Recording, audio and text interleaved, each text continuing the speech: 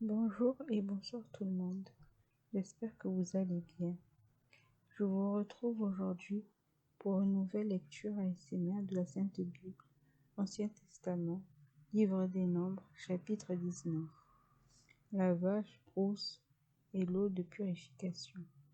L'Éternel dit à Moïse et à Aaron, voici ce que prescrit la loi que l'Éternel a donnée.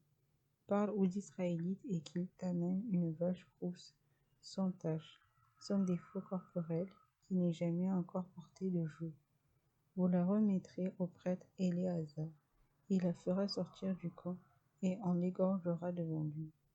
Le prêtre Éléazar prendra du sang de la vache avec le doigt et il en aspergera 7 le devant de la tente de la rencontre. On brûlera la vache sous ses yeux, on brûlera sa peau, sa viande et son sang, ainsi que ses excréments. Le prêtre prendra du bois de cèdre, de l'hysope et du cramoisi, et il les jettera au milieu des flammes qui brûleront la vache. Le prêtre lavera ses vêtements, il lavera son corps dans l'eau, puis il rentrera dans le camp. Il sera impur jusqu'au soir. Celui qui aura brûlé la vache lavera ses vêtements et son corps dans l'eau. Il sera impur jusqu'au soir. Un homme pur rassemblera les cendres de la vache et les déposera à l'extérieur du camp, dans un endroit pur. On les gardera pour l'assemblée des Israélites afin de les utiliser pour faire l'eau de purification. C'est une eau expiatoire. Celui qui aura rassemblé les cendres de la vache lavera ses vêtements. Il sera impur jusqu'au soir. Ce sera une prescription perpétuelle pour les Israélites et pour l'étranger en séjour parmi eux. Si quelqu'un touche un cadavre, celui d'un être humain, quel qu'il soit, il sera impur pendant 7 jours. Il se purifiera avec cette eau le 3e et le 7e jour, et il sera pur. En revanche, s'il ne se purifie pas le 3e et le 7e jour, il ne sera pas pur. Toute personne qui touche un cadavre, celui d'un être humain mort, sans se purifier, rend impur le tabernacle de l'Éternel. Elle sera exclue d'Israël. Comme l'eau de purification n'a pas été versée sur elle, elle est impure et son impureté reste sur elle. Voici la loi. Lorsqu'un homme mourra dans une tente, toute personne qui entrera dans la tente ou s'y trouvera sera impure pendant 7 jours. Tout récipient ouvert sur lequel il n'y a pas de couvercle attaché sera impur. Toute personne qui touchera dans les champs un homme tué par l'épée ou mort de manière naturelle, des os humains ou un tombeau sera impur pendant 7 jours. On prendra pour la personne impure des cendres de la victime expiatoire qui a été brûlée et on mettra dessus de l'eau vive dans un vase. Un homme pur prendra de l'hysope et la trempera dans l'eau. Puis il en aspergera la tente, tous les ustensiles, les personnes qui sont là, ainsi que la personne qui a touché des eaux. Un homme mort de manière violente ou naturelle, ou un tombeau. Celui qui est pur aspergera la personne impure le 3e et le 7e jour, et il la purifiera le 7e jour. Il lavera ses vêtements, se lavera dans l'eau, et le sol sera pur. Un homme impur qui ne se purifiera pas sera exclu de l'assemblée, car il rend impur le sanctuaire de l'Éternel. Comme l'eau de purification n'a pas été versée sur eux, il est impur. Ce sera pour eux une prescription perpétuelle. Celui qui fera l'aspersion avec l'eau de purification lavera ses vêtements, et celui qui touchera l'eau de purification sera impur jusqu'au soir. Tout ce que touchera la personne impure sera impur, et si quelqu'un la touche, il sera impur jusqu'au soir.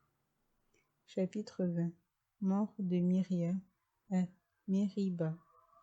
Toute l'assemblée des Israélites arriva dans le désert de Tsin le 1er mois, et le peuple s'arrêta à Kadès. C'est là que Myriam mourut et fut enterrée. Il n'y avait pas d'eau pour l'assemblée, on se souleva donc contre Moïse et Aaron. Le peuple chercha querelle à Moïse. Ils dirent, si seulement nous avions expiré lorsque nos frères ont expiré devant l'Éternel, pourquoi avez-vous fait venir l'assemblée de l'Éternel dans ce désert? Est-ce pour que nous y mourions, nous et notre bétail? Pourquoi nous avez-vous fait quitter l'Égypte si c'est pour nous amener dans cet endroit de malheur?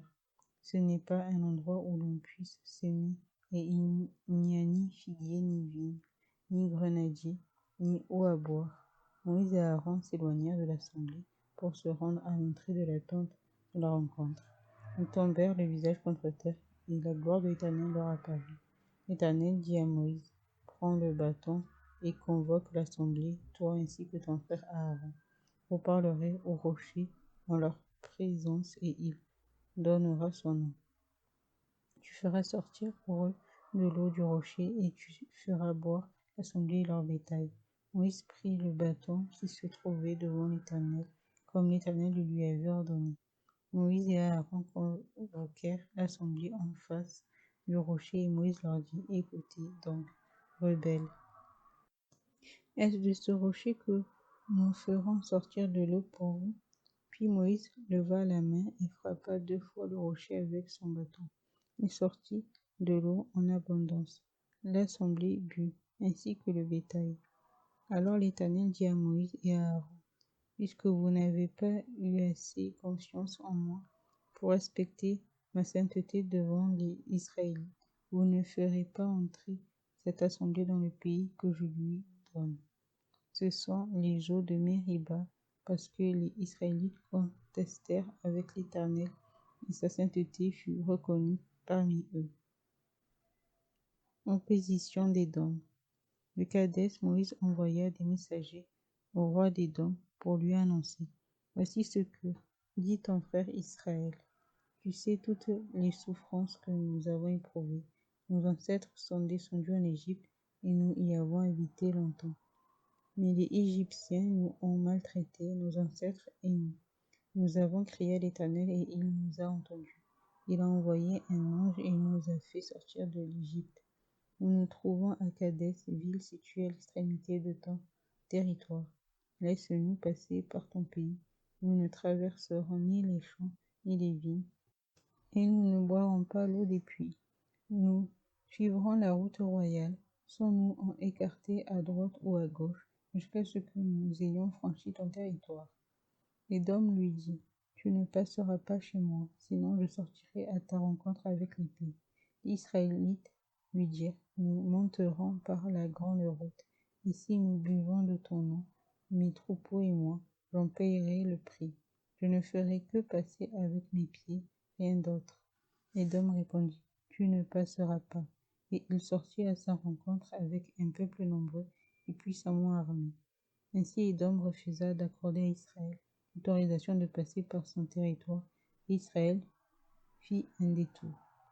Toute l'assemblée des Israélites partit de Kadès et arriva au mont Hor. Mort d'Aaron. L'Éternel dit à Moïse et à Aaron, vers le mont Hor, sur la frontière du pays d'Édom, Aaron va rejoindre les siens. En effet, il n'entrera pas dans le pays que je donne aux Israélites parce que vous vous êtes rebellés contre mon ordre aux eaux de Mériba. Prends Aaron et son fils Éléazar et fais-les monter sur le mont Hor. Retire à Aaron ses vêtements et mets-les à son fils Éléazar. C'est là qu'Aaron s'en ira et mourra. Moïse fit ce que l'Éternel avait ordonné. Ils montèrent sur le mont Hor sous les yeux de toute l'assemblée. Moïse retira à Aaron ses vêtements et les mit à son fils Éléazar. Aaron mourut là, au sommet de la montagne. Puis Moïse et Éléazar descendirent de la montagne. Toute l'assemblée vit qu'Aaron avait expiré et toute la communauté d'Israël pleura à Aaron pendant 30 jours. Chapitre 21. Les serpents brûlants. Le roi d'Arad, un Cananéen qui habitait le sud, apprit qu'Israël venait par la route d'Atarim. Il combattit Israël et emmena des prisonniers. Alors Israël fit ce vœu à l'Éternel. si tu livres ce peuple entre mes mains. Je vouerai ces villes à la destruction. L'Éternel exauça Israël et lui livra les Cananéens. On les voua la destruction, ainsi que leurs villes, et l'on appelle là cet endroit Horma. Ils partirent du mont Hor par le chemin de la mer des roseaux pour contourner le pays d'Édom. Le peuple s'impatienta en route et parla contre Dieu et contre Moïse. Pourquoi nous avez-vous fait quitter l'Égypte si c'est pour que nous mourions dans le désert? En effet, il n'y a ni pain ni eau, et nous sommes dégoûtés de cette misérable nourriture. Alors l'Éternel envoya des serpents venimeux contre le peuple. Ils mordirent le peuple, et beaucoup d'Israélites moururent. Le peuple vint trouver Moïse et dit, nous avons péché, car nous avons parlé contre l'Éternel et contre toi. Prie l'Éternel afin qu'il éloigne ces serpents de nous. Moïse pria pour le peuple, et l'Éternel lui dit, fais-toi un serpent venimeux, et place-le sur une perche. Toute personne mordue qui le regardera aura la vie sauve. Moïse fit un serpent en bronze et le plaça sur une perche. Toute personne qui avait été mordue par un serpent et regardait le serpent en bronze avait la vie sauve. Les Israélites partirent et campèrent à Oboth. Ils partirent d'Oboth et campèrent à Ijé-Abarim, dans le désert qui se trouve vis-à-vis de Moab, du côté du soleil levant. Partis de là, ils campèrent dans la vallée de Zéred. Partis de là, ils campèrent de l'autre côté de l'Arnon, rivière qui coule dans le désert en sortant du territoire des Amoréens. En effet, l'Arnon forme la frontière de Moab, entre Moab et les Amoréens. C'est pourquoi il est parlé dans le livre des guerres de l'Éternel, de Vaeb en Supha, et ses torrents de l'Arnon, et le cours de ces torrents qui s'étend du côté d'Ar et touche la frontière de Moab. De là, ils allèrent à Béber. C'est à ce puits que l'Éternel dit à Moïse, rassemble le peuple, que je leur donne de l'eau. Alors Israël chanta ce cantique, maintes puis chantez en son honneur, puis que des princes ont creusé, que les grands du peuple ont creusé avec le spectre, avec leurs bâtons. Du désert ils allèrent à Matana, de Matana à Naaliel, de Naaliel à Bamos, de Bamos à la vallée qui se trouve dans le territoire de Moab, vers le sommet du Pisga, d'où l'on domine le désert. Victoire d'Israël. Israël envoya des messagers à Sion, le roi des Amoréens, pour lui dire, laisse-moi passer par ton pays. Nous n'entrerons ni dans les champs ni dans les vignes, et nous ne boirons pas l'eau des puits. Nous suivrons la route royale jusqu'à ce que nous ayons franchi ton territoire. Sion n'accorda pas à Israël l'autorisation de passer sur son territoire. Il rassembla tout son peuple et sortit à la rencontre d'Israël dans le désert. Il vint combattre Israël à Jahath. Israël le frappa du tranchant de l'épée et s'empara de son pays depuis la rivière de l'Arnon jusqu'au torrent de Jabbok, jusqu'à la frontière avec les Ammonites. En effet, la frontière des Ammonites était fortifiée. Israël prit toutes les villes et s'établit dans toutes les villes des Amoréens, à Hesbon et dans toutes les villes qui en dépendaient. Hesbon était la capitale de Sion. Le roi des Amoréens, il avait fait la guerre au précédent roi de Moab et s'était emparé de tout son pays jusqu'à l'Arnon.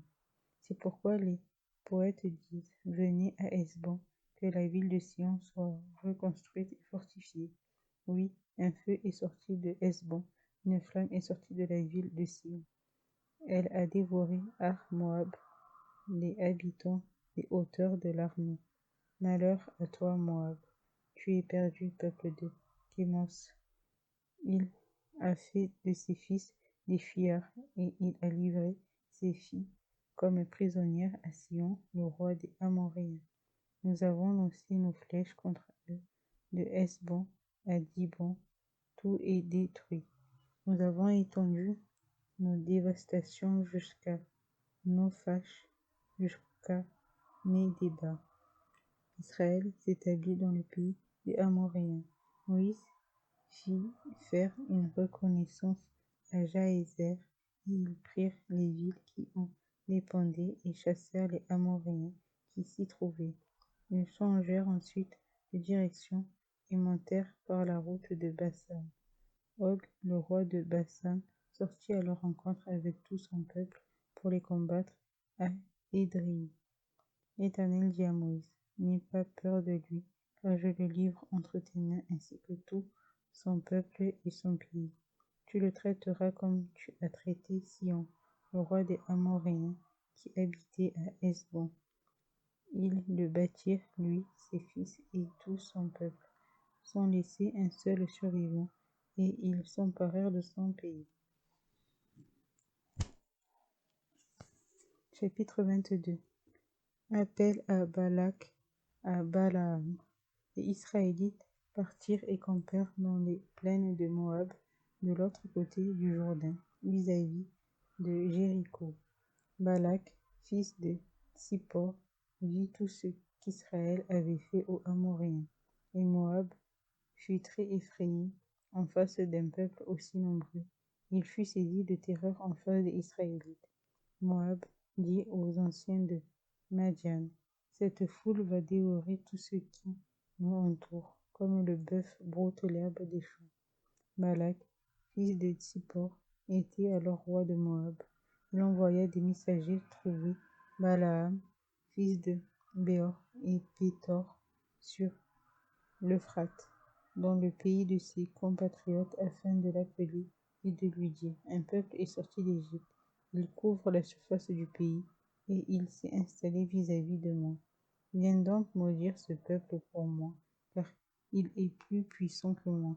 Peut-être ainsi pourrais-je le battre et le chasser du pays, car je le sais, celui que tu bénis est béni, et celui que tu maudis est maudit. Les anciens de Moab et ceux de Madian partirent avec les deux cadeaux pour le devin. Ils arrivèrent chez Balaam et lui racontèrent les paroles de Balak. Balaam leur dit,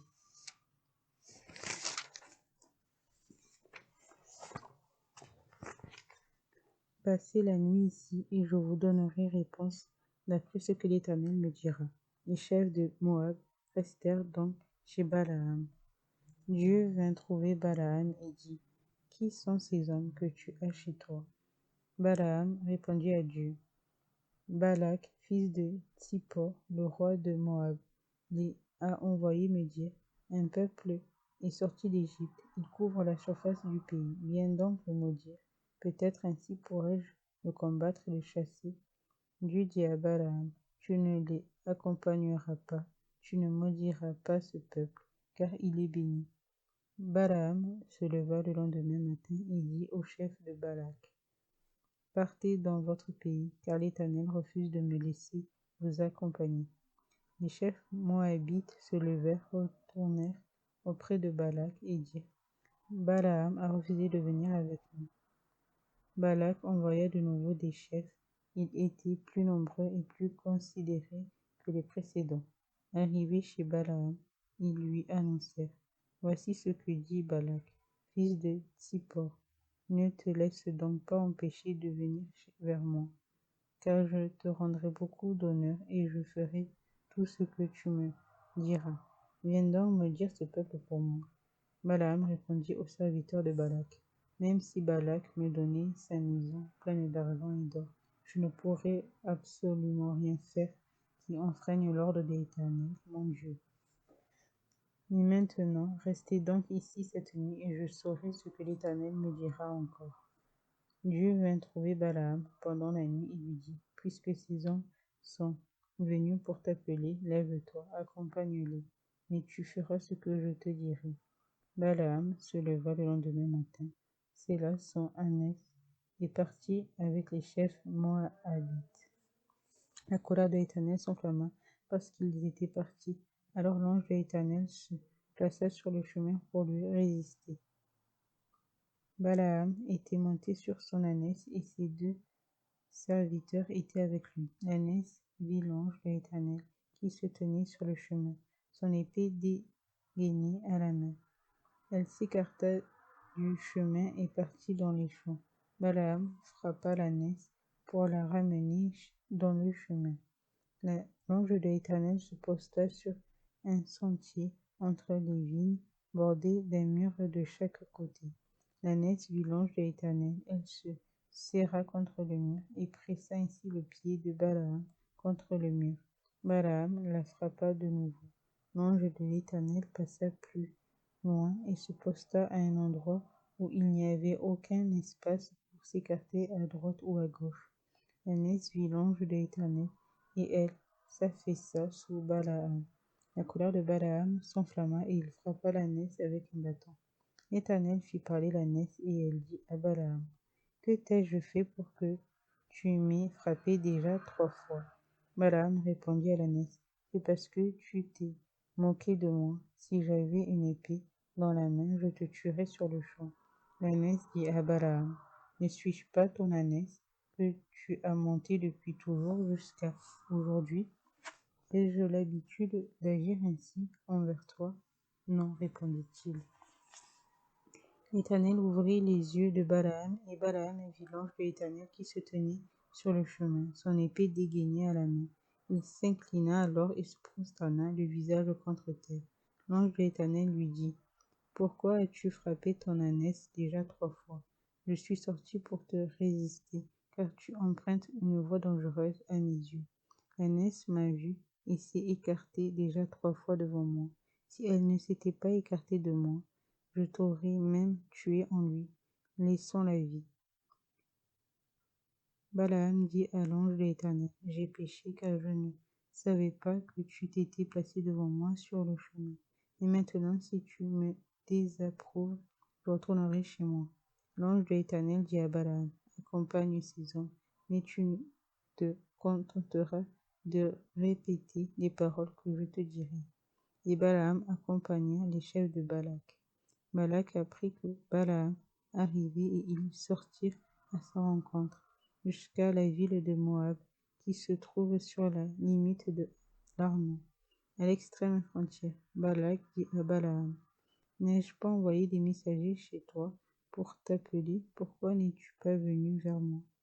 Ne puis-je donc pas te traiter avec honneur? » Balaam dit à Balak, « Voici, je suis venu vers toi. Maintenant, me sera-t-il permis de parler librement? Je dirai les paroles que Dieu mettra dans ma bouche. » Balaam accompagna Balak et ils arrivèrent à Kirjath Hutzos. Balak sacrifia des bœufs et des brebis et il en fit remettre à Balaam et aux chefs qui l'accompagnaient. Le lendemain matin, Balak prit Balaam et le fit monter à Bamoth Baal, d'où Balaam put voir une partie du peuple d'Israël. Oracle de Balaam, chapitre 23.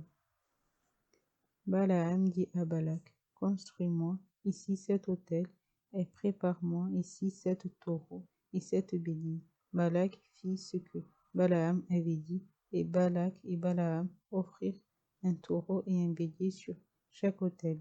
Balaam dit à Balak, « Tiens-toi près de ton holocauste, tandis que je m'éloignerai. Peut-être que l'Éternel viendra à ma rencontre. Je te dirai alors ce qu'il me révélera. » Et il se rendit sur une hauteur. Dieu vint à la rencontre de Balaam, et Balaam lui dit, « J'ai dressé 7 autels, et j'ai offert un taureau et un bélier sur chaque autel. » L'Éternel mit des paroles dans la bouche de Balaam et lui dit, « Retourne vers Balak et transmets-lui ce message. » Balaam retourna vers Balak. Celui-ci se tenait près de son holocauste avec tous les chefs de Moab. Balaam prononça son oracle. Balak m'a fait descendre d'Araam. Le roi de Moab m'a fait descendre des montagnes de l'Orient. Viens, maudit Jacob pour moi. Viens, irrite-toi contre Israël. Comment pourrais-je maudire celui que Dieu n'a pas maudit? Comment pourrais-je être irrité quand l'Éternel n'est pas irrité? Je le vois du sommet des rochers, je le contemple du haut des collines. C'est un peuple qui habite à part et qui ne fait pas partie des nations. Qui peut compter la poussière de Jacob et dire à quel nombre correspond le quart d'Israël? Que je meure de la mort des justes et que ma fin soit semblable à la leur. Balak dit à Balaam, que m'as-tu fait? Je t'ai engagé pour maudire mon ennemi. Voici que tu le bénis. Il répondit, ne veillerai-je pas à dire ce que l'Éternel met dans ma bouche? Balak lui dit, viens donc avec moi et à un autre endroit où tu le verras. Tu n'en verras qu'une partie, tu ne le verras pas dans son entier. Et de là, maudis-le pour moi. Balak conduisit Balaam au champ de Tsophim sur le sommet de Pisga. Il construisit 7 autels et offrit un taureau et un bélier sur chaque autel. Balaam dit à Balak, tiens-toi ici près de ton holocauste, tandis que j'irai à la rencontre de Dieu. L'Éternel vint à la rencontre de Balaam. Il mit des paroles dans sa bouche et lui dit, retourne vers Balak et transmets ce message. Balaam retourna vers Balak. Celui-ci se tenait près de son holocauste avec les chefs de Moab. Balak lui demanda, qu'est-ce que l'Éternel a dit? Balaam prononça son oracle. Lève-toi, Balak, écoute. Prête-moi l'oreille, fils de Tsippor. Dieu n'est pas un homme pour mentir, ni le fils d'un homme pour revenir sur sa décision. Ce qu'il a dit, ne le fera-t-il pas? Ce qu'il a déclaré, ne l'accomplira-t-il pas? Voici, j'ai reçu l'ordre de bénir, il a béni. Je ne révoquerai pas sa décision. Il n'aperçoit pas de mal en Jacob, il ne voit pas d'injustice en Israël. L'Éternel, son Dieu, est avec lui. Chez lui retentit l'acclamation réservée au roi. Dieu les a fait sortir d'Égypte, il possède la force du buffle. La magie ne peut rien contre Jacob, ni la divination contre Israël. Au moment fixé, on dit à Jacob et à Israël ce que Dieu a fait. C'est un peuple qui se lève comme une lionne et qui se dresse comme un lion. Il ne se couche pas tant qu'il n'a pas dévoré sa proie et bu le sang de ses victimes. Balak dit à Balaam, si tu ne le maudis pas, au moins ne le bénis pas. Balaam répondit à Balak, ne t'ai-je pas dit que je ferai tout ce que l'Éternel dirait? Balak dit à Balaam, viens donc, je vais te conduire à un autre endroit. Peut-être Dieu trouvera-t-il bon que de là tu maudisses ce peuple pour moi. Balak conduisit Balaam sur le sommet du Péor, d'où l'on domine le désert. Balaam dit à Balak, construis-moi ici 7 autels et prépare-moi 7 taureaux et 7 béliers. Balak fit ce que Balaam avait dit et offrit un taureau et un bélier sur chaque autel. Chapitre 24. Balaam vit qu'il plaisait à l'Éternel de bénir Israël et il n'alla pas, comme les autres fois, à la rencontre de pratiques magiques. En revanche, il se tourna du côté du désert, en levant les yeux, Balaam et Israël qui campaient par tribu. Alors l'Esprit de Dieu fut sur lui. Balaam prononça son oracle. Déclaration de Balaam, fils de Béor. Déclaration de l'homme qui a l'œil ouvert. Déclaration de celui qui entend les paroles de Dieu, de celui qui discerne la vision du Tout-Puissant, de celui qui se prosterne et dont les yeux s'ouvrent. Quelles sont belles tes tentes, Jacob, tes habitations, Israël. Elles s'étendent comme des vallées, comme des jardins près d'un fleuve, comme des aloès que l'Éternel a plantés, comme des cèdres le long de l'eau. L'eau déborde de ses eaux et sa semence est abondamment arrosée. Son roi s'élève au-dessus d'Agag, et son royaume devient puissant. Dieu l'a fait sortir d'Égypte. Il possède la force du buffle. Il dévore les nations qui l'attaquent. Il brise leurs hauts et les abat de ses flèches. Il plie les genoux. Il se couche comme un lion, comme une lionne, qui le fera se lever. Béni soit celui qui te bénira et maudit soit celui qui te maudira. La colère de Balak s'enflamma contre Balaam. Il frappa des mains et dit à Balaam, c'est pour maudire mes ennemis que je t'ai appelé, et voici que tu les as bénis déjà 3 fois. Fuis maintenant, va-t'en chez toi. J'avais dit que je te rendrais des honneurs, mais l'Éternel t'empêche de les recevoir. Balaam répondit à Balak, et n'ai-je pas dit au messager que tu m'as envoyé, même si Balak me donnait sa maison pleine d'argent et d'or, je ne pourrais faire de moi-même ni bien ni mal qui enfreignent l'ordre de l'Éternel. Je répéterai ce que dira l'Éternel. Maintenant, je retourne vers mon peuple. Viens, je vais t'annoncer ce que ce peuple fera au tien dans l'avenir. Balaam prononça son oracle. Déclaration de Balaam, fils de Béor, déclaration de l'homme qui a l'œil ouvert, déclaration de celui qui entend les paroles de Dieu, de celui qui possède la connaissance du Très-Haut, de celui qui discerne la vision du Tout-Puissant, de celui qui se prosterne et dont les yeux s'ouvrent. Je le vois, mais non pour maintenant. Je le contemple, mais non de près. Un astre sort de Jacob, un spectre s'élève d'Israël.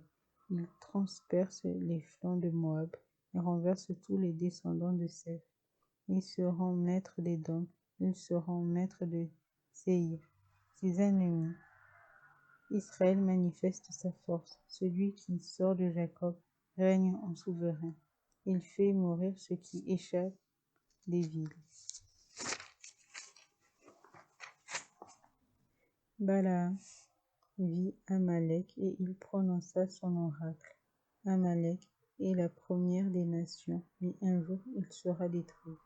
Balaam vit les Kéniens et il prononça son oracle. Ton habitation est solide et ton nid est posé sur le rocher.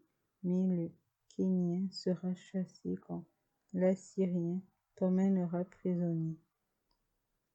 Balaam prononça son oracle. Quel malheur! Qui survivra lorsque Dieu aura établi l'Assyrien.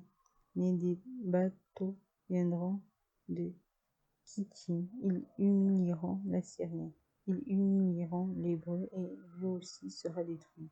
Balaam se leva, partit et retourna chez lui. Balak s'en alla aussi de son côté. Chapitre 25. Idolâtrie dans les plaines de Moab. Israël est installé à Sittim. Le peuple commença alors à se livrer à la débauche avec les femmes moabites. Elles invitèrent le peuple au sacrifice en l'honneur de leur Dieu, et le peuple mangea et se prosterna devant leur Dieu. Israël s'attacha au Dieu Baal Péor, et la colère de l'Éternel s'enflamma contre Israël. L'Éternel dit à Moïse, rassemble tous les chefs du peuple et fais pendre les coupables devant l'Éternel en face du soleil, afin que la colère ardente de l'Éternel se détourne d'Israël. Moïse dit aux juges d'Israël, que chacun de vous tue ceux des siens qui se sont attachés à Baal Péor.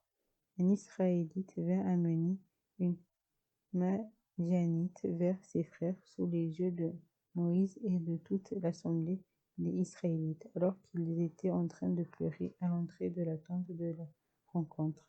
À cette vue, Phinéas, fils d'Éléazar et petit-fils du prêtre Aaron, se leva au milieu de l'assemblée et prit une lance dans sa main. Il suivit l'homme d'Israël dans sa tente et il les transperça tous les deux, l'homme d'Israël puis la femme, dans le bas-ventre.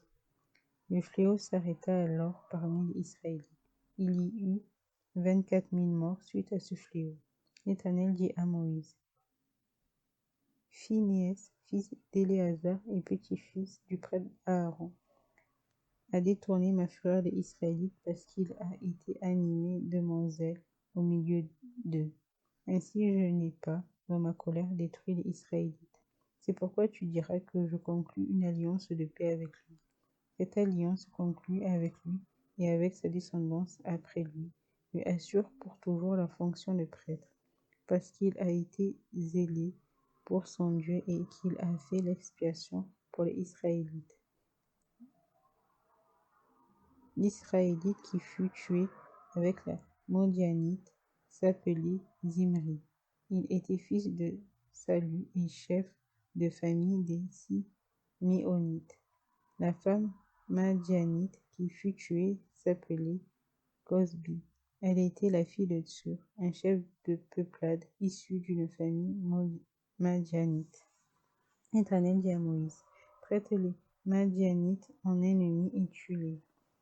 En effet, ils se sont montrés vos ennemis en vous séduisant par leur ruse dans les affaires de Péor et de Cosbi, la fille d'un chef madianite, leur sœur tuée le jour du fléau qui a surgi à l'occasion de Péor.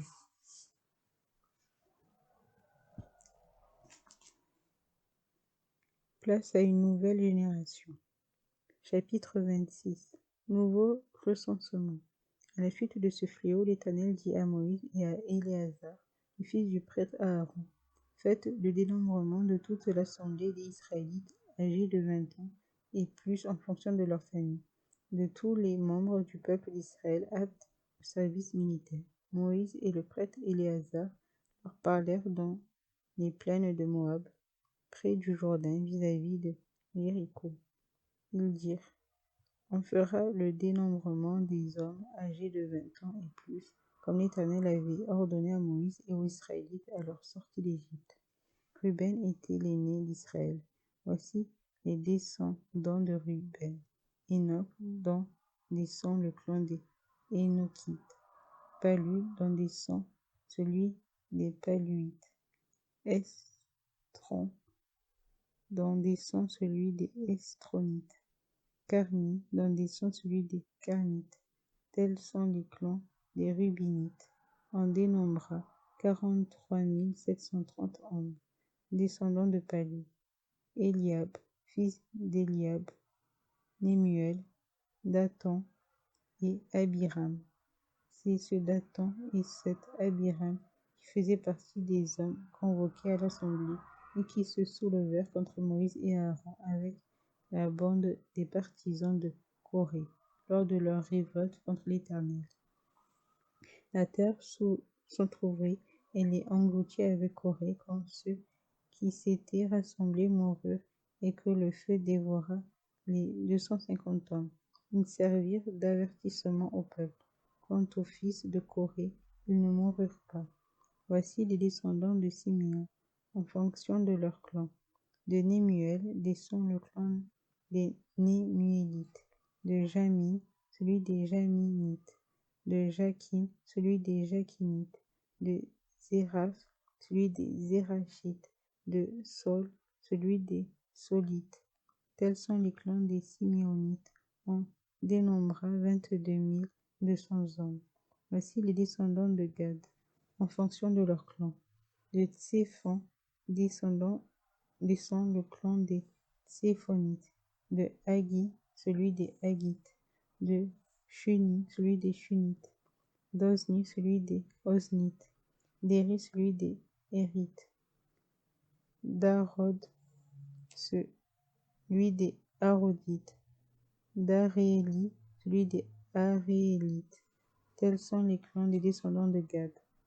On dénombra 40 500 hommes. Les fils de Juda étaient Er et Onan, mais ils moururent dans le pays de Canaan. Voici donc les descendants de Juda en fonction de leur clan. De Shéla descend le clan des Shélanites. De Péret, celui des Pérétites. De Zérach, celui des Zérachites. Les fils de Pérez furent Etsran, dont descend le clan des Etsoronites. Et Amul, dont descend celui des Amulites. Tels sont les clans de Juda. On dénombra 76 500 hommes. Voici les descendants d'Isaacar en fonction de leur clan. De Tola descend le clan des Tolaïtes. De Puva, celui des Purvites. De Jasub, celui des Jasubites. De Simron, celui des Simronites. Tels sont les clans d'Isaacar. On dénombra 64 300 hommes. Voici les descendants de Zabulon en fonction de leur clan. De Séred descend le clan des Sardites. D'Élan, celui des Élonites. De Jaléel, celui des Jaléélites. Tels sont les clans des Zabulonites. On dénombra 60 500 hommes. Les fils de Joseph, en fonction de leur clan, furent Manassé et Éphraïm. Voici les descendants de Manassé. De Makir descend le clan des Makirites. Makir eut pour fils Galaad. De Galaad descend le clan des Galaadites. Voici les fils de Galaad. Jézer, dont descend le clan des Jézérites. Élec, celui des Éléquites. Asriel, celui des Asriélites. Sichem, celui des Sichémites. Shémida, celui des Shémidaïdes.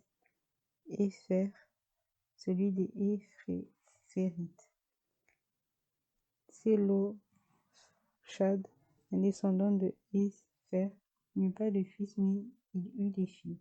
Voici leurs noms: Machla, Noa, Ogla, Milka et Sirsa. Tels sont les clans de Manassé. On dénombra 52 700 hommes. Voici les descendants d'Éphraïm en fonction de leur clan. De Chutélach descend le clan des Chutalchites. De Béker, celui des Bakrites. De Tachan, celui des Tachanites. Voici les descendants de Chutélach. D'Éran est descendu le clan des Éranites. Tels sont les clans des descendants d'Éphraïm. On dénombra 32 500 hommes. Ce sont les descendants de Joseph en fonction de leur clan. Voici les descendants de Benjamin en fonction de leur clan. De Béla descend le clan des Balites. d'Asbel, celui des Asbélites. D'Achiram, celui des Achiramites. De Shupham, celui des Shufamites. De Upham, celui des Uphamites. Les fils de Béla furent Ar et Naaman. D'Art descend le clan des Ardites, et de Naaman, celui des Naamanites.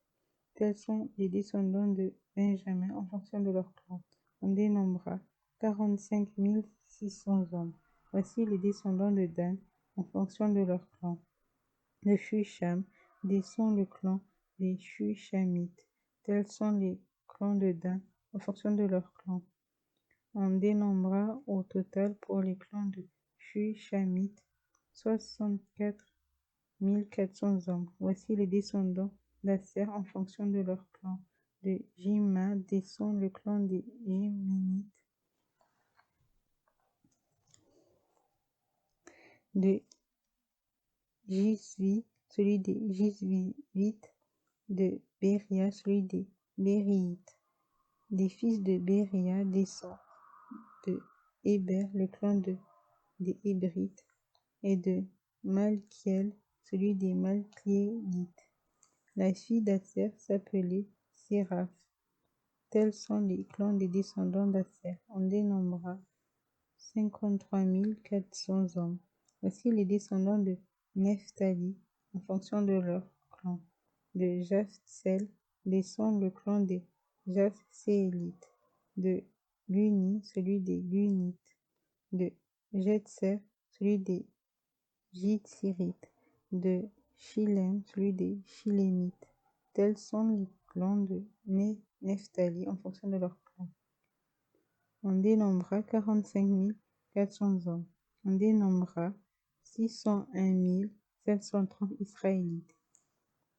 L'Éternel dit à Moïse: le pays sera partagé entre eux pour être leur propriété, proportionnellement au nombre de personnes. À ceux qui sont plus nombreux, tu donneras une portion plus grande, Et à ceux qui sont moins nombreux, tu donneras une portion plus petite. On donnera à chacun sa portion en se basant sur le dénombrement. Toutefois, le partage du pays s'effectuera par tirage au sort. Ils le recevront en propriété selon le nom des tribus de leurs ancêtres. C'est par tirage au sort qu'on répartira le pays entre eux en fonction de leur nombre. Voici les Lévites dont on fit le dénombrement en fonction de leur clan. De Gerson descend le clan des Gersonites. De Kéas, celui des Kéatites. De Mirari, celui des Mirarites. Voici les clans de Lévi. Le clan des Linites, celui des Hébronites, celui des Machlites, celui des Mushites, celui des Coréites. Kéas eut pour descendant Amram. La femme d'Amram s'appelait Jochébed. Elle était une descendante de Lévi, née en Égypte. Elle donna à Amram, Aaron, Moïse et leur sœur Myriam. Aaron eut pour fils Nadab et Abihu, Éléazar et Ithamar. Nadab et Abihu moururent lorsqu'ils apportèrent du feu étranger devant l'Éternel. On dénombra au total 23 000 hommes âgés d'un mois et plus. Ils ne furent pas inclus dans le dénombrement des Israélites parce qu'ils ne reçurent pas de possession au milieu d'eux. Tels sont les Israélites dont Moïse et le prêtre Éléazar firent le dénombrement dans les plaines de Moab, près du Jourdain, vis-à-vis de Jéricho. Parmi eux ne figurait aucun des Israélites dont Moïse et le prêtre Aaron avaient fait le dénombrement dans le désert du Sinaï. En effet, l'Éternel avait dit, ils mourront dans le désert et il ne restera pas un seul d'entre eux, excepté Caleb, fils de Jéphuné, et Josué, fils de Nun. Chapitre 27. Loi sur les héritages. Les filles de Sélophchad, le descendant de Épher, fils de Galaad, fils de Makir, fils de Manassé, les clans de Manassé, fils de Joseph, s'appelaient Machla, Noa, Ogla, Milka et Tirtsa. Elles s'approchèrent et se présentèrent devant Moïse et devant le prêtre Éléazar, ainsi que devant les princes et toute l'assemblée à l'entrée de la tente de la rencontre en disant, notre père est mort dans le désert.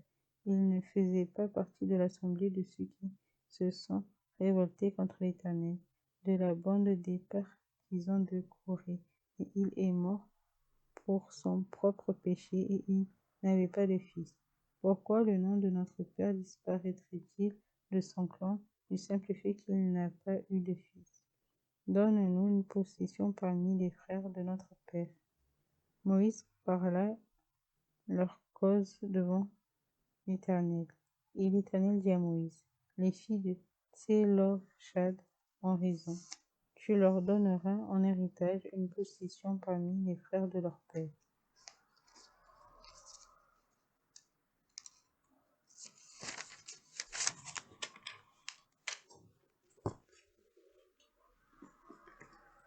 C'est à elles que tu feras passer l'héritage de leur père. Tu transmettras ces instructions aux Israélites. Lorsqu'un homme mourra sans laisser de fils, vous ferez passer son héritage à sa fille. S'il n'a pas de fille, vous donnerez son héritage à ses frères. S'il n'a pas de frère, vous le donnerez aux frères de son père. Si son père n'avait pas de frère, vous le donnerez au plus proche parent dans son clan, et c'est lui qui le possédera. Ce sera pour les Israélites une prescription et une règle, comme l'Éternel l'a ordonné à Moïse. Josué, désigné comme successeur de Moïse. L'Éternel dit à Moïse, monte sur ce sommet des montagnes d'Abarim et regarde le pays que je donne aux Israélites. Tu pourras le contempler, mais toi aussi tu iras rejoindre les tiens, tout comme ton frère Aaron. En effet, vous vous êtes rebellés contre mon ordre dans le désert de Tsin. Lorsque l'assemblée s'est mise à contester, vous n'avez pas respecté ma sainteté devant eux lors de l'épisode du manque d'eau. Ce sont les eaux de arriva à Kadès dans le désert de Tsin. Moïse dit à l'Éternel, que l'Éternel, le Dieu qui donne le souffle à toute créature, établisse sur l'assemblée un homme qui sorte et rentre à leur tête, qui les fasse partir en campagne et en revenir, afin que l'assemblée de l'Éternel ne ressemble pas à des brebis qui n'ont pas de berger. L'Éternel dit à Moïse, prends Josué, fils de Nun. C'est un homme en qui réside de l'esprit. Tu poseras ta main sur lui. Tu le feras se tenir devant le prêtre Éléazar et devant toute l'assemblée. Et tu lui donneras des ordres sous leurs yeux. Tu lui transmettras une partie de ton autorité afin que toute l'assemblée israélite l'écoute. Il se présentera devant le prêtre Éléana, qui consultera pour lui le jugement de Nurim devant l'Éternel. C'est sur l'ordre d'Éléazar que Josué et tout l'Israélite avec lui, toute l'assemblée, partiront en campagne et en reviendront. Moïse fit ce que l'Éternel lui avait ordonné. Il prit Josué et le fit se tenir devant le prêtre Éléazar et devant toute l'assemblée. Il posa ses mains sur lui et lui donna des ordres conformes à ce que l'Éternel avait déclaré par son intermédiaire. Rappel des engagements envers l'Éternel. Chapitre 28. Holocauste perpétuel. L'Éternel dit à Moïse, donne l'ordre suivant aux Israélites. Vous veillerez à me présenter au moment fixé mon offrande, l'aliment de mes sacrifices brûlés au feu dans l'odeur mi-agréable. Tu leur diras, voici le sacrifice brûlé au feu que vous offrirez à l'Éternel. Chaque jour, 2 agneaux d'un an sans défaut, comme holocauste perpétuel. Tu offriras l'un des agneaux le matin, l'autre au coucher du soleil, ainsi que pour l'offrande végétale, 2 litres de fleurs de farine pétrie dans 1 litre d'huile d'olive consacrée. C'est l'holocauste perpétuel qui a été offert au mont Sinaï. C'est un sacrifice brûlé au feu dont l'odeur est agréable à l'Éternel. L'offrande liquide qui l'accompagne sera d'1 litre pour chaque agneau. C'est dans le lieu saint que tu verseras l'offrande de vin à l'Éternel. Tu offriras le 2e agneau au coucher du soleil avec une offrande végétale et une offrande liquide identique à celle du matin. C'est un sacrifice brûlé au feu dont l'odeur est agréable à l'Éternel. Sacrifice du sabbat. Le jour du sabbat, vous offrirez 2 agneaux d'un an sans défaut, ainsi que pour l'offrande végétale, 4 litres et demi de fleurs de farine pétrie à l'huile avec l'offrande liquide. C'est l'holocauste du sabbat, prévu pour chaque sabbat, en plus de l'holocauste perpétuel et de l'offrande liquide qui l'accompagne. Les sacrifices mensuels. Au début de chaque mois, vous offrirez en holocauste à l'Éternel 2 jeunes taureaux, un bélier et 7 agneaux d'un an sans défaut. Vous offrirez aussi comme offrande végétale pour chaque taureau 6 litres et demi de fleurs de farine pétrie à l'huile, comme offrande végétale pour le bélier, 4 litres et demi de fleurs de farine pétrie à l'huile, comme offrande végétale pour chaque agneau, 2 litres de fleurs de farine pétrie à l'huile. C'est un holocauste, un sacrifice brûlé au feu dont l'odeur est agréable à l'Éternel. Les offrandes liquides qui les accompagnent seront de 2 litres de vin pour un taureau, d'1 litre et demi pour un bélier et d'1 litre pour un agneau. C'est l'holocauste mensuel du début du mois, prévu pour tous les mois de l'année. On offrira à l'Éternel un bouc en sacrifice d'expiation, en plus de l'holocauste perpétuel et de l'offrande liquide qui l'accompagne. Les sacrifices de la Pâque. Le 14e jour du 1er mois, ce sera la Pâque de l'Éternel. Le 15e jour de ce mois sera un jour de fête. On mangera pendant 7 jours des pains sans levain. Le 1er jour, il y aura une sainte assemblée. Vous n'effectuerez aucun travail pénible. Vous offrirez un holocauste à l'Éternel, un sacrifice brûlé au feu, 2 jeunes taureaux, un bélier et 7 agneaux d'un an sans défaut. Vous y joindrez l'offrande de fleurs de farine pétrie à l'huile 6 litres et demi pour un taureau, 4 litres et demi pour un bélier, et 2 litres pour chacun des 7 agneaux. Vous offrirez un bouc en sacrifice d'expiation afin de faire expiation pour vous. Vous offrirez ces sacrifices en plus de l'holocauste du matin qui est un holocauste perpétuel. Vous les offrirez chaque jour pendant 7 jours. Ce sera l'aliment d'un sacrifice brûlé au feu dont l'odeur est agréable à l'Éternel. On les offrira en plus de l'holocauste perpétuel et de l'offrande liquide qui l'accompagne. Le 7e jour, vous aurez une sainte assemblée où vous n'effectuerez aucun travail pénible. Les sacrifices de la fête des moissons. Au moment des premières récoltes, lorsque vous présenterez une offrande de produits nouveaux à l'Éternel lors de votre fête des semaines, vous aurez une sainte assemblée. Vous n'effectuerez aucun travail pénible. Vous offrirez un holocauste dont l'odeur est agréable à l'Éternel, 2 jeunes taureaux, un bélier et 7 agneaux d'un an.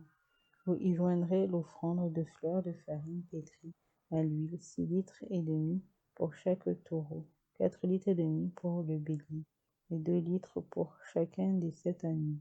Vous offrirez un bouc afin de faire expiation pour vous. Vous offrirez ces sacrifices en plus de l'holocauste perpétuel et de l'offrande végétale qui l'accompagne. Vous aurez des agneaux sans défaut et vous y joindrez des offrandes liquides qui les accompagnent. Chapitre 29. Le sacrifice de la fête des trompettes. Le premier jour du 7e mois, vous aurez une sainte assemblée. Vous n'effectuerez aucun travail pénible. Ce jour sera proclamé parmi vous au son des trompettes. Vous offrirez un holocauste dont l'odeur est agréable à l'Éternel. Un jeune taureau, un bélier et 7 agneaux d'un an sans défaut. Vous y joindrez l'offrande de fleurs de farine pétrie à l'huile, 6 litres et demi pour le taureau, 4 litres et demi pour le bélier, et 2 litres pour chacun des 7 agneaux. Vous offrirez un bouc en sacrifice d'expiation afin de faire expiation pour vous.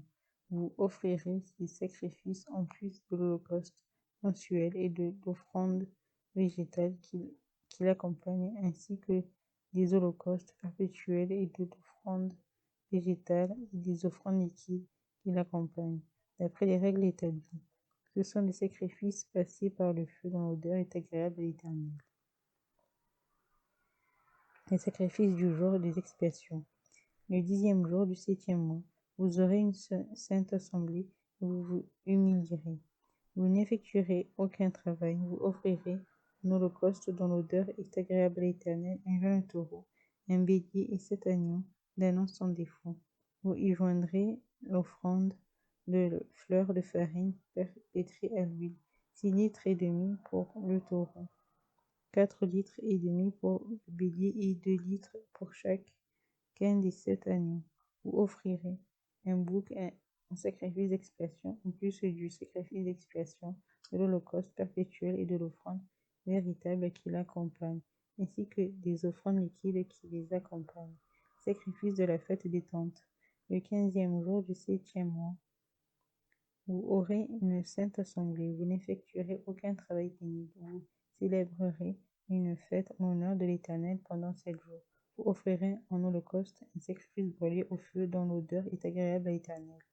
13 jeunes taureaux, 2 béliers et 14 agneaux d'un an sans défaut. Vous y joindrez l'offrande de fleurs de farine pétrie à l'huile, 6 litres et demi pour chacun des 13 taureaux, 4 litres et demi pour chacun des 2 béliers, et 2 litres pour chacun des 14 agneaux. Vous offrirez un bouc en sacrifice d'expiation, en plus de l'holocauste perpétuel et de l'offrande végétale et l'offrande liquide qui l'accompagne. Le 2e jour, vous offrirez 12 jeunes taureaux, 2 béliers et 14 agneaux d'un an sans défaut, avec l'offrande végétale et les offrandes liquides prescrites pour les taureaux, les béliers et les agneaux en fonction de leur nombre. D'après les règles établies, vous offrirez un bouc en sacrifice d'expiation, en plus de l'holocauste perpétuel et de l'offrande végétale qui l'accompagne, ainsi que des offrandes liquides qui les accompagnent. Le troisième jour, vous offrirez 12 taureaux, 2 béliers et 14 agneaux d'un an sans défaut, avec l'offrande végétale et les offrandes liquides prescrites pour les taureaux, les béliers et les agneaux en fonction de leur nombre. D'après les règles établies, vous offrirez un bouc en sacrifice d'expiation, en plus de l'holocauste perpétuel et de l'offrande végétale et l'offrande liquide qui l'accompagne. Le 14e jour, vous offrirez 10 taureaux, 2 béliers et 14 agneaux d'un an sans défaut, avec l'offrande végétale et les offrandes liquides prescrites pour les taureaux, les béliers et les agneaux en fonction de leur nombre, d'après les règles établies. Vous offrirez un bouc en sacrifice d'expiation, en plus de l'holocauste perpétuel et de l'offrande végétale et l'offrande liquide qui l'accompagne. Le 5e jour, vous offrirez 9 taureaux, 2 béliers et 14 agneaux d'un an sans défaut, avec l'offrande végétale et les offrandes liquides prescrites pour les taureaux, les béliers et les agneaux en fonction de leur nombre d'après les règles établies. Vous offrirez un bouc en sacrifice d'expiation en plus de l'holocauste perpétuel, de l'offrande végétale et l'offrande liquide qui l'accompagne. Le 6e jour, vous offrirez 8 taureaux, 2 béliers et 14 agneaux d'un an sans défaut, avec l'offrande végétale et les offrandes liquides prescrites pour les taureaux, les béliers et les agneaux en fonction de leur nombre, d'après les règles établies. Vous offrirez un bouc en sacrifice d'expiation, en plus de l'holocauste perpétuel et de l'offrande végétale et des offrandes liquides qui l'accompagnent. 7e jour, vous offrirez 7 taureaux, 2 béliers et 14 agneaux d'un an sans défaut, avec l'offrande végétale et les offrandes liquides prescrites pour les taureaux, les béliers et les agneaux en fonction de leur nombre, d'après les règles établies. Vous offrirez un bouc en sacrifice d'expiation, en plus de l'holocauste perpétuel et de l'offrande végétale et l'offrande liquide qui l'accompagne. Le 8e jour, vous aurez une assemblée solennelle. Vous n'effectuerez aucun travail pénible. Vous offrirez en holocauste un sacrifice brûlé au feu dont l'odeur est agréable à l'Éternel. Un taureau, un bélier et 7 agneaux d'un an sans défaut, avec l'offrande végétale et les offrandes liquides prescrites pour le taureau, le bélier et les agneaux en fonction de leur nombre, d'après les règles établies. Vous offrirez un bouc en sacrifice d'expiation en plus de l'holocauste perpétuel et de l'offrande végétale et l'offrande de liquide qui l'accompagne. Tels sont les sacrifices que vous offrirez à l'Éternel lors de vos fêtes, en plus de vos holocaustes ou offrandes végétales et vos offrandes liquides, ainsi que des sacrifices de communion que vous présenterez pour accomplir un vœu ou en guise d'offrande volontaire. Chapitre 30. Moïse dit aux Israélites tout ce que l'Éternel lui avait ordonné. Loi sur les vœux. Moïse dit aux chefs des tribus des Israélites, voici ce que l'Éternel ordonne. Lorsqu'un homme fera un vœu à l'Éternel, ou un serment en se liant par un engagement, il ne violera pas sa parole, il agira conformément à tout ce qui est sorti de sa bouche.